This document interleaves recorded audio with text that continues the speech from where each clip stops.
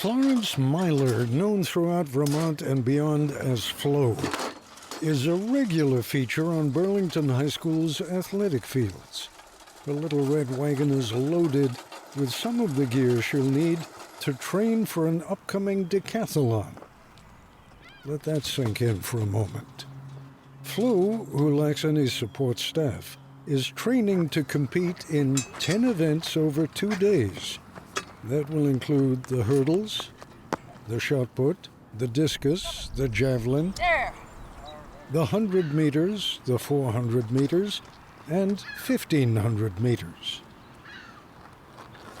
Before she can even practice the high jump, or the long jump, or the pole vault, she has to pull back the tarp that protects each of these venues against the weather. She'll put it all back when she's done. As for the actual jumps, let's put things in their proper perspective. Did I mention Flo's age? There, I got it. On this particular morning in May, she is still 89 years old. Yoo-hoo! All right. I did it! So keep in mind as you watch Flo vault and jump to relatively modest heights Look at the sky, because that helps you throw it further. that many people her age can use a little help just getting out of an armchair. Now, you're not a big woman across the, I'm across not. the shoulder, but it must require a lot of strength. But you know, Just being to brought leverage. up on a farm, I Yeah, was used you're to lifting up these heavy, hay Bales, bales. yes. So you're I had a lot of muscles. You're strong. I'm not going to take you on, Flo. Don't worry about it. It's, Flo is And then I an throw. extraordinary athlete. What's a good distance for me to be beyond where you're going to land? Oh, you're safe.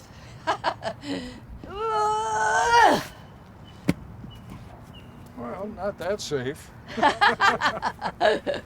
Sometimes I warm With up the by proper doing training and coaching 60 or 70 years ago, she might have attained Olympic caliber. Yes. Wow, I did it! I won all these medals in Poland.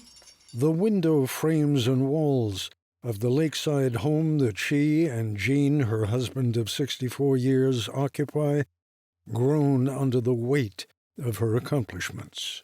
How many of these medals you got? Oh, about 1,500, I think. Quite a few. Do we have to open up a Flo Myler Memorial Hall? Probably. Yeah. It's hard to believe Flo's senior track and field career only began Hello. 30 years ago. I was playing tennis with my husband. Yeah. It was the Vermont Senior Games, and Barbara Jordan, my best friend, said, Flo, we're desperate for track people. I would like you to come and try the long jump. You know, I'm saying, Barb, are you kidding me? I'm 60 years old. And she said, oh, yeah, you'd be good at it.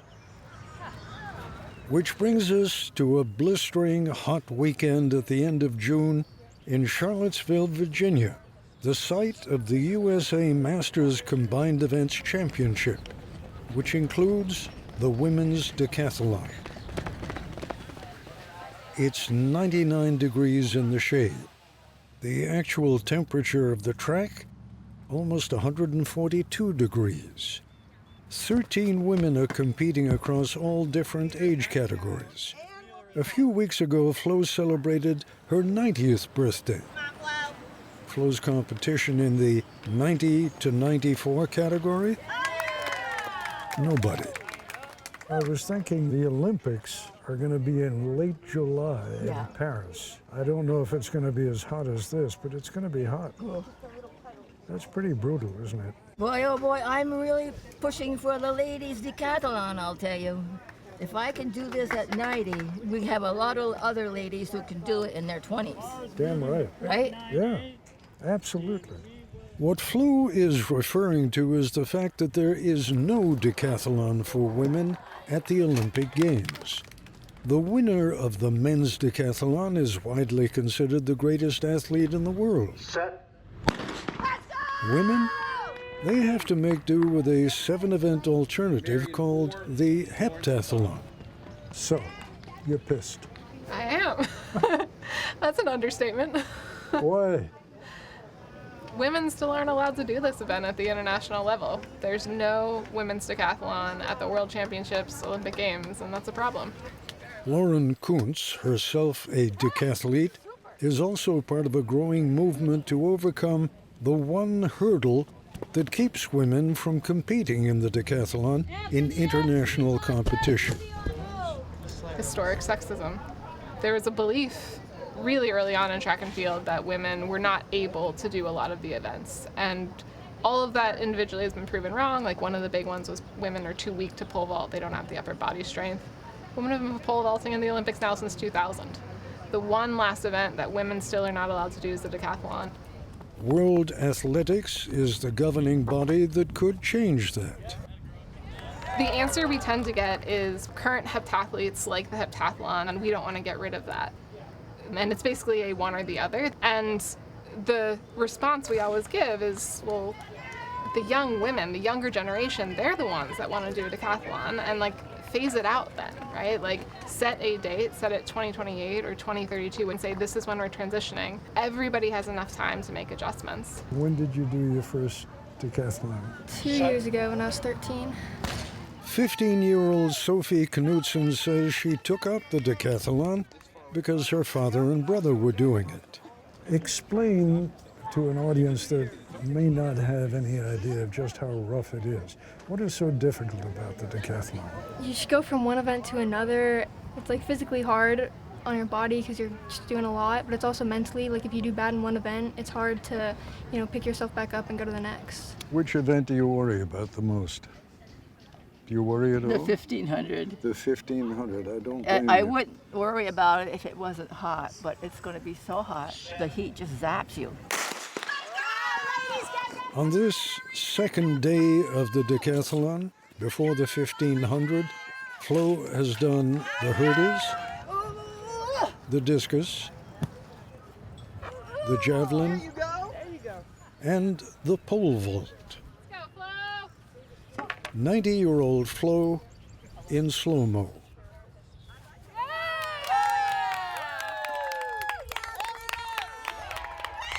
But it won't qualify as a world record until referee Bruce Wilson says so.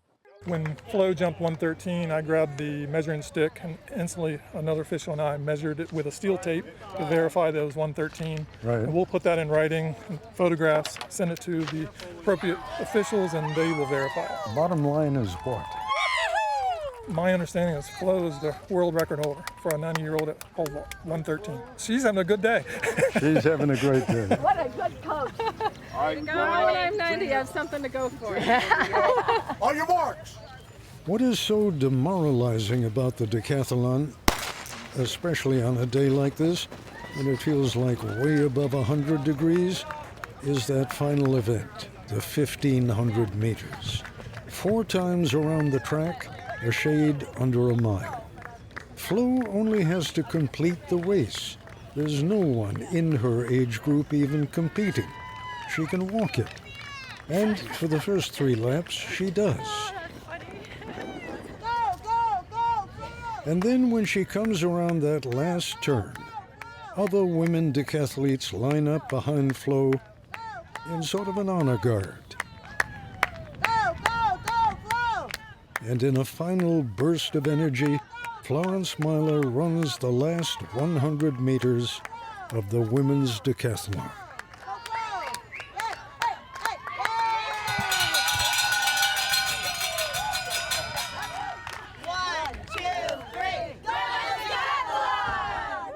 There will not be a women's decathlon when the Paris Olympics get underway in a few days. In the women's 90 to 94-year-old age group, But 4 years from now, Florence Myler. 2028 in Los Angeles, who knows?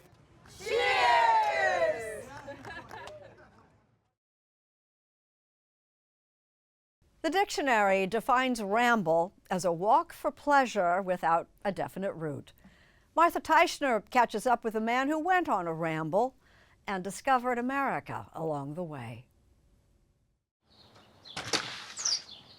In March 2021, Neil King Jr.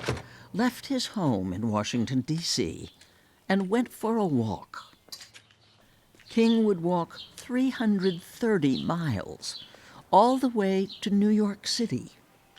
It would take him 26 days. He retraced his steps with us this spring, heading off down the mall with the U.S. Capitol at his back. Did you feel the weight of who we are now and what we are as a country as you set forth? Yeah, very much so. I mean, this is the front yard, the nation's front yard, and it just seemed like the perfect place to start this walk. Just weeks after the January 6th attack on the Capitol, after a year of COVID. Walking through my first covered Amish bridge. What King experienced along the way, sticking to back roads, would become a book, American Ramble. I had set out with a wonder first stirred by a sickness. A jolt of fear had opened a seam of freedom, and I had slipped through. After a career as a Wall Street Journal reporter, the walk was his way of contemplating America, past and present, and at 61, his own life, after surviving esophageal cancer. I was off to do something that was very pure and basic, which was just to notice things and immerse myself in a walk through one spring that had kind of cleansed my eyes in some ways, or my spirit. You'll see the exact line between Maryland and Pennsylvania, the Mason-Dixon line. It runs right through the middle of this incredible 19th century German farm. The Mason-Dixon line, until after the Civil War, the dividing line between slavery and freedom. King asked himself, whose history gets forgotten and who's remembered? Who are the memory keepers? In the 1700s, it was a mill and a farm. Up the road in York, Pennsylvania, he visited Michael Helfrich, the mayor. In the 1920s, you had the migration of African Americans up from Bamberg, South Carolina. But by the 1950s and 1960s, the great fathers of the community decided it was a ghetto, and they used the first use of eminent domain to wipe out the entire neighborhood. What do they want to put in instead? You're standing in it, a park, and then to add insult to injury, they took half of the park and gave it to the industry next door for a parking lot and a new building. The much older Cook's house, built in 1741, barely escaped demolition. That is Thomas Paine right there. Helfrich lives in it and has turned it into a shrine to founding father Thomas Paine, who stayed here during the Revolutionary War. We have here our Underground Railroad conductors. Across town, King met another of York's memory keepers, Samantha Dorm. We have United States colored troops. I believe we have about 32 that fought during the Civil War. Dorm leads the restoration of York's long-neglected African-American Lebanon Cemetery. Since 2019, our volunteer group coming out here, we've uncovered over 800 of the flat markers. The point is to rescue the stories of lives. It makes a difference when you're learning about people who not only look like you, but who are related to you, and to be able to say, I come from greatness. I know now that I'm related to over 100 individuals on this land alone of my family. Time became a thing that awed Neil King. This is one of the oldest rivers in the world. It's like the 5th oldest river in the world. It's 320 million years or something, way older than the Nile. As he made his way along the Susquehanna River with Paul Nevin. We have all these different tracks in here. Whose passion is these Native American petroglyphs, possibly 1,000 years old. There's a bird track here. We have, this is a little infant-size human footprint here. And then this is like a serpent would make, a creepy crawly. As King walked, time seemed to slow down and then stop altogether as he found himself among Pennsylvania's Mennonites. He chanced upon this. And then this. Well, the serendipity was the magic. And I met, so many great people that I almost felt were put there by some higher power to interact with me. He drifted from the ethereal to the concrete, to the very real world of everything his walk was not.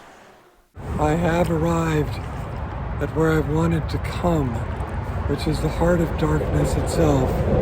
That is to say, the Jersey Turnpike, I-95, the main artery of commerce for the United States of America. Time took on new meaning as he toured the final resting place of some of that commerce, New Jersey's Middlesex County landfill, with Brian Murray, the man who runs it. We tip about 1,600 tons of garbage a day, and last year we buried somewhere around just shy of about 540,000 tons of garbage. On top of an astonishing garbage mountain that will rise another 12 feet this year. We're walking through a whole scale of time, a measure of time. Where are we right here? I think we're like the early 60s, maybe the late 50s. So end of the Eisenhower administration, basically. And up there is today. And this bridge, right there. A depressing return to now? No. As King crossed the Bayonne Bridge, he spotted his destination, Manhattan. I was just sort of overwhelmed. It was like I was hit by a wave of elation, rapture, a full body sense of elation. It wasn't like the city was some new thing, but my eyes had been renewed in a way. A day later, Neil King Jr.'s American Ramble ended at the Ramble in New York Central Park, a twisted network of paths that reminded him of the complexity of the country he had sampled. In the end, I think the walk, despite all the kind of gloomy thoughts that you can have about various episodes from our history and our past, left me a lot more optimistic in a way about our future than had been the case when I walked out the door. To find gratitude and joy at 3 miles an hour, traveling light.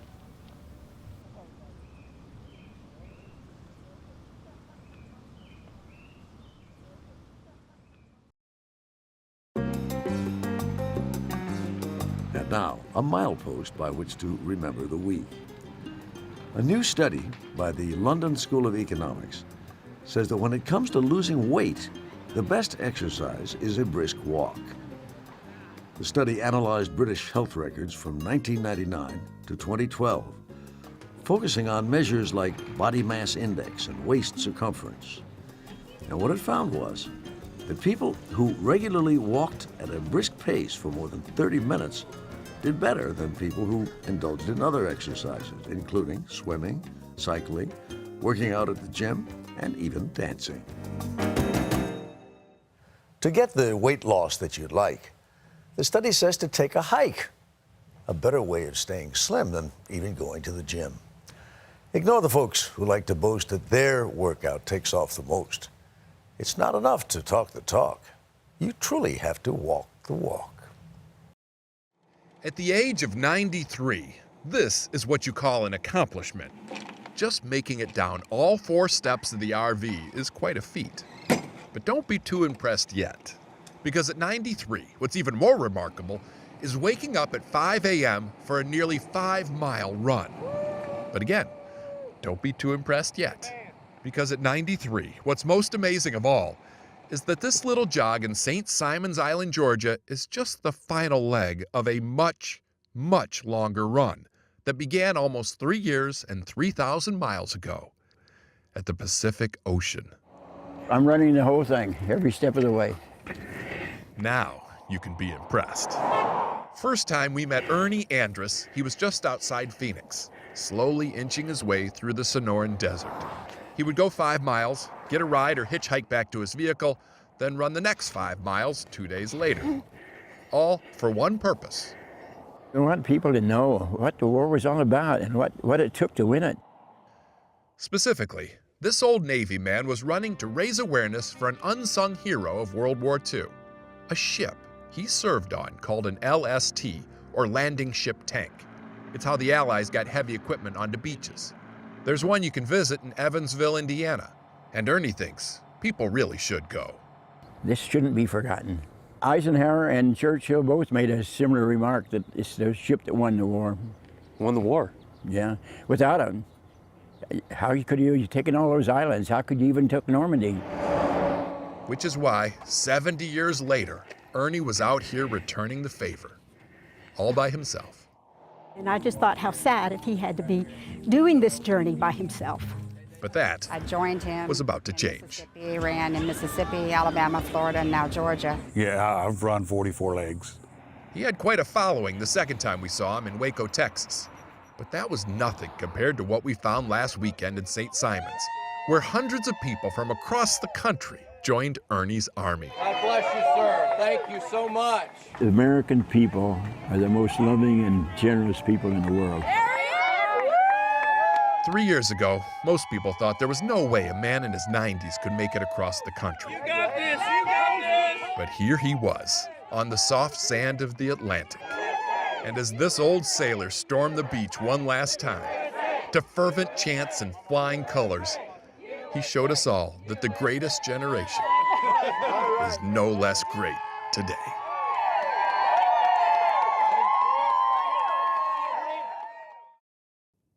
Steve Hartman this morning has a story that gives new meaning to the expression, in the long run.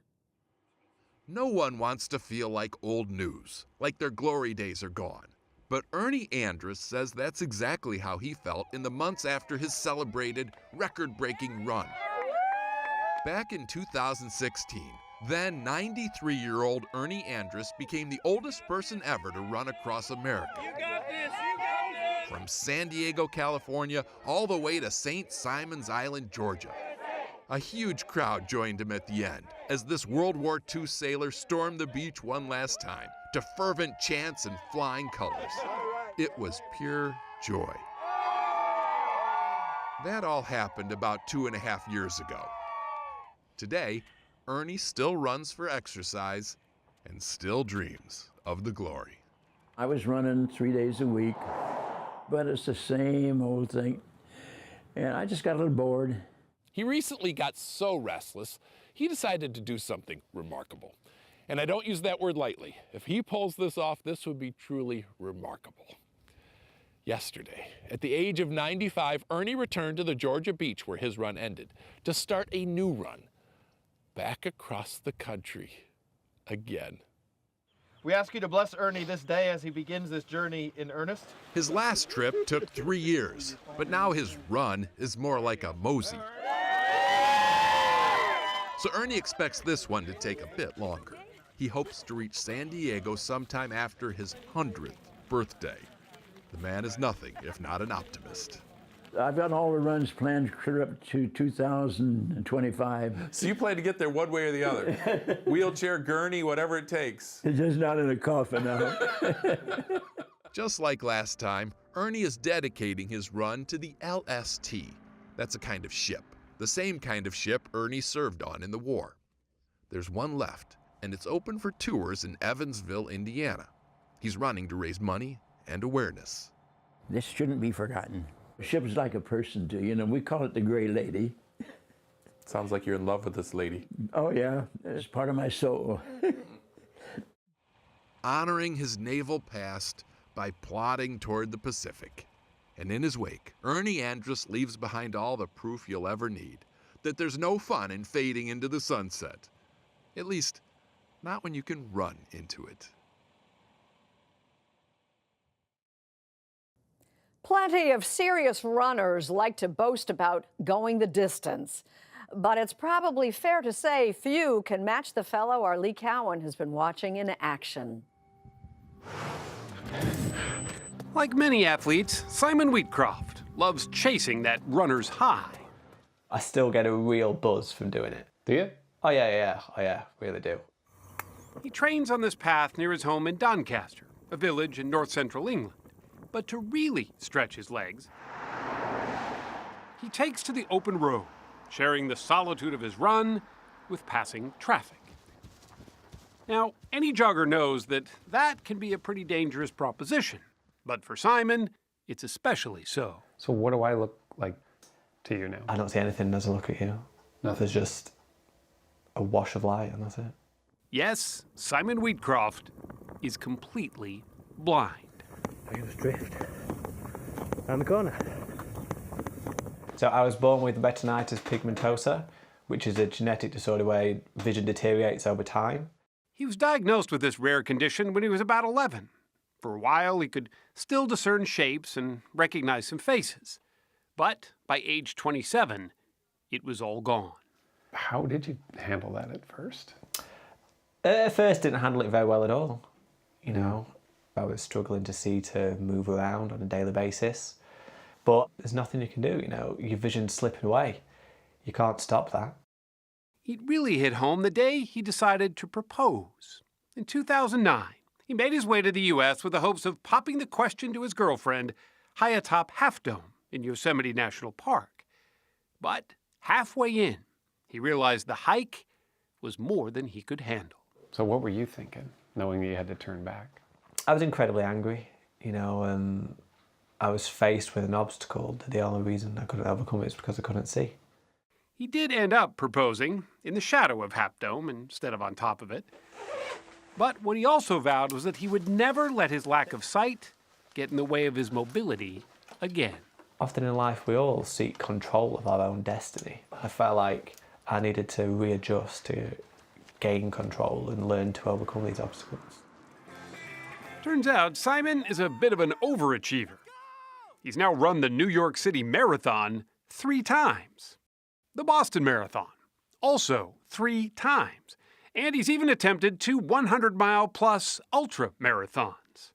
This gives us the haptic or vibration feedback. All while testing different pieces of technology that he hopes one day 10 Church Fields Road will help the 250 million people around the world who are visually impaired either walk, hike, or, yes, run without the help of a guide. I wanted to prove that my mobility could be mastered because mobility is hard for a blind person.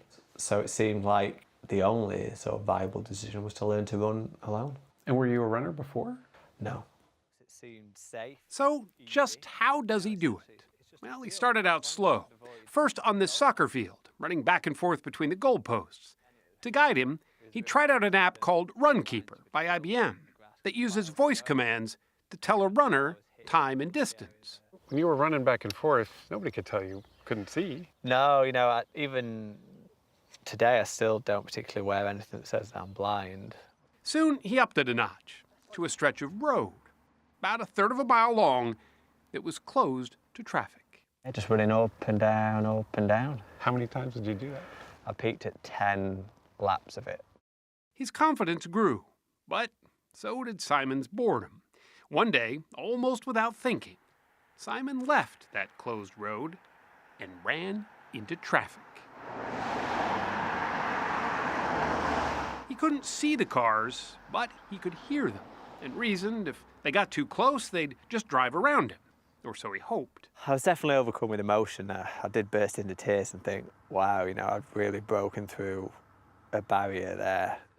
He showed us how he stays near the curb on the double yellow lines. He says he can actually feel the thickness of the paint through his sneakers. So right now, as we're walking, you're using the line. I'm trying to feel the lines and feel the difference between one foot and the other. So the feeling right now for the right foot feels very different from the left foot. And it's that difference that helps to guide. Did the noise of the cars ever get you a little... No, because I can hear them coming from a fair distance away. Yeah. So what I would do is this bit just here, I'd be running this way. Yeah. And I'd be listening out for the cars coming that way to time crossing the road across there. The more we talked, the easier it became to forget that everything Simon is doing is in the dark. Up and then we're dipping down, dipping down, step. So here we go. Simon shot video once of what it would look like for him. It's pretty unnerving watching metal lampposts and street signs go flying by, knowing that he can't see any of them coming. But he's memorized where each and every one of those obstacles is. Here we go. Dip, turn right. By creating a mental map of his 5-mile route. So then, as the road now sweeps to the right, we need to be taking the first right-hand turn. He knows these roads so well he could practically drive them. In fact, he was giving me driving directions. So if we turn right... You realize I'm really depending on you. Yeah, no, I know where we are, He was flawless. Me, not so much. So you're about to sail by it. Yep, you sail by it. Oh. So go straight on at the roundabout. I just missed the turn. So go straight on at the roundabout. It's all pretty impressive. And Simon was getting noticed. When the designers of Runkeeper heard how Simon had adapted their app to help him navigate, they featured him in an ad campaign. In 2016, he teamed up with IBM to develop a guidance system that he nicknamed eAscot, after his guide dog. It was a prototype that, with the help of GPS, gave Simon audio cues that kept him on course. Its big test was a grueling 155-mile ultra-marathon through the Namibian desert, no less. He made it almost halfway, totally unassisted. Well, the system worked. You know, there was a point when I was just running through the desert alone, and it was just like, you know, this was a dream a few years ago, and now I'm actually doing it. And then what happened? On the second day, I managed to run into the only flagpole in the desert. A flagpole in the desert? A flagpole, yeah. I took a big blow from the flagpole to the face. It's not the first time he's taken a serious body blow. The worst, though, was when he ran headlong into the twisted remnants of a burned-out car while training on his route near his house. And then I thought I was sweating really badly, but it turned out it was blood that was pouring down my arm. And that's when I pulled out my phone to call my wife and say, you gotta come find me, I'm hurt, it's bad. It was quite scary. We didn't know where he was, what we were going to find. So what changed after that incident? I think he became a little bit more careful. Sharn, the woman he proposed to on that ill-fated hike, isn't always keen on her husband pushing the envelope, especially since they have 2 young boys together, Grayson and Franklin. But she knows that although it's dangerous, there is a bigger picture. He wants to change the world for blind people. He wants to prove that they can do whatever they set their mind to. Pretty lofty goal. Yeah, I think he can actually do it. We were there when he opened a new piece of technology to test, called Ira. I feel all space age. It's sort of a Google Glass on steroids, a new service that visually impaired people can now subscribe to in the US. Thank you for calling Ira. How can I help you today? It works like this. A camera on those glasses beams video back to a sighted agent, who then acts as the user's eyes. Directly in front of you, one is a sign. If you'll go slightly to the right towards 1 o'clock to avoid it. Simon was the first in the UK to try it. He took it to a local market, where the agent at the other end helped him browse the store shelves. Yeah, I'm after the one with the green top, so what colour top? That one's got a green top. Oh, perfect. Okay. The reason I wanted it is I wanted to demonstrate this to as many blind people as possible to say, look what we can get our hands on. Thanks a lot. This can remove all those difficult points in your life, and this could be a true independence piece of technology. Do you want to see the new glasses that I got? Yes! Simon thinks Ira just might be the breakthrough that could make his dream of running solo come true. Professor Roger K. Moore, I shall be waiting. He's studying for his master's in computer science, and he hopes to continue perfecting more technology for the blind. The goal is that these pieces of technology exist so people can do all these things and more safely. They shouldn't have to take the risk that I took. He's no hero, he says, nor does he consider himself an inspiration. I get it to connect. He's a test pilot of sorts for those who are blind or visually impaired who, like him, hope technology may one day brighten their world.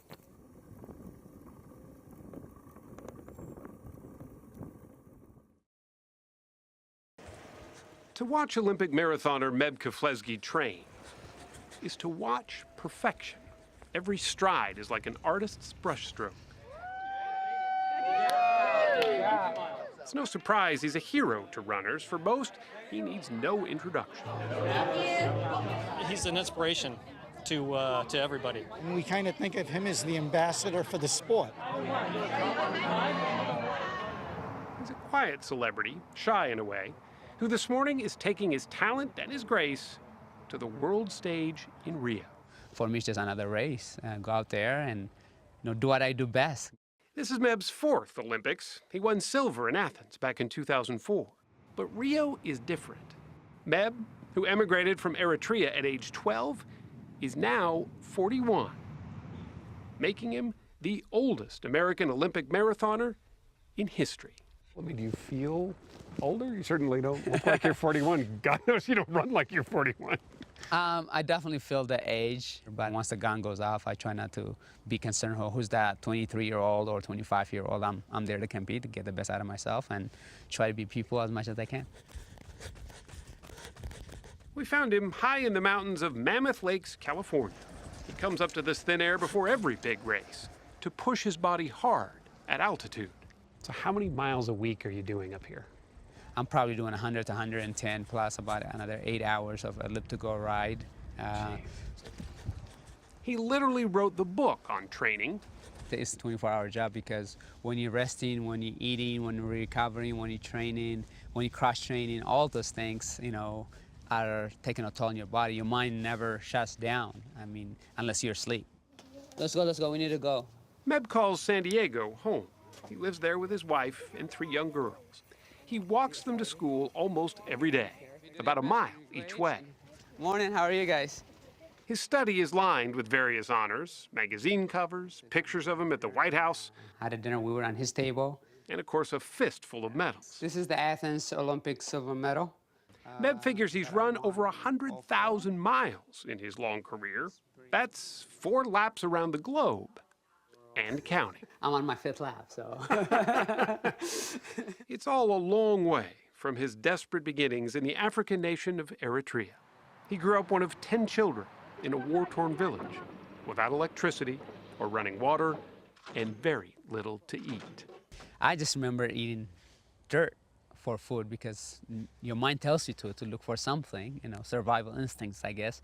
You just dig deep on the ground and until it feels a little moisture, and you just eat it and swallow it. Basically, that's food. But whatever you need to do to survive. That's my dad. With the help of the Red Cross, Meb's father managed to get the family to safety, fleeing first to Italy and then to San Diego as refugees. October 21st, 1987. You remember the date? I remember the date when we first came to the United States, and it's like a birthday for us, or Independence Day. Meb's entire family crammed into this small apartment, surviving largely on food stamps. His father cleaned floors and drove taxis and helped them all learn English. So he used to wake up at 4:30 a.m. in the morning before. 4:30 in the morning? 4:30 in the morning, and we will flip the dictionary word by word, and that's how we try to learn English. All 9 of Meb's siblings went on to get college degrees, despite feeling like outsiders at first. We had different clothes and had afro. Everybody was making fun of us, and tough position to be in as a kid. He had never heard of running as a sport. He'd never even heard of the Olympics until his 7th grade PE teacher, Dick Lord, changed all that. Yeah, give me a hug. I gotta have a hug from my favorite student. How are you doing? It's good to see you. Likewise, good to see you. It was back in 1988. Lord asked his class to run a mile around this playground as fast as they could. Meb was lightning fast. He ran it in 5:20, blowing everyone else away. Lord was stunned. But Meb had something special about him. He had it in his heart. He wasn't very big, but I'll tell you, he had the drive. He went on to get a scholarship at UCLA, winning 4 NCAA titles. As soon as he graduated, he got his U.S. citizenship. Over the next decade, he racked up an impressive career, including a brilliant win at the biggest marathon in the world, New York City, in 2009. For the first time since 1982, an American has won the New York City Marathon. But that's when Meb's patriotism came into question. Somebody said that I was not American enough because I wasn't born here, because of the color of my skin, because I was born in Africa. Is that what it is? Or how come some others don't have to defend their, where they were born, and because they're Caucasian, and it's hard. You know, you get that feeling a little bit. You kind of punch on the below the belt. Oh, these last strides, that must be killers. That pain lingered until he ran what he still considers the race of his life, the Boston Marathon in 2014, the year after that deadly terrorist attack. His name is Meb Keflezighi. Of all years, the city really needed a win. Keflezighi's going to win it in 2014. And Meb delivered. Unbelievable! The American dream is right here. Meb Keflezighi wins the Boston Marathon! He made the front page of almost every newspaper in the country as the first American to win that legendary race in 31 years. Suddenly, instead of questioning his patriotism, Meb's patriotism was all that mattered. Winning the Boston Marathon is the most meaningful victory in my life, and you know, most Bostonians don't say congratulations, they just say thank you. This morning, as he represents the U.S. in Rio, he knows this will be his last Olympic marathon. But no matter what happens on the course today, Meb Keflezighi has already left his imprint as an athlete, an immigrant, and most of all, an inspiration. Never give up on your dreams. Some dreams might come early, some people might come at 40 or 41. So keep being persistent. Be the best human being that you can be, and never forget your roots.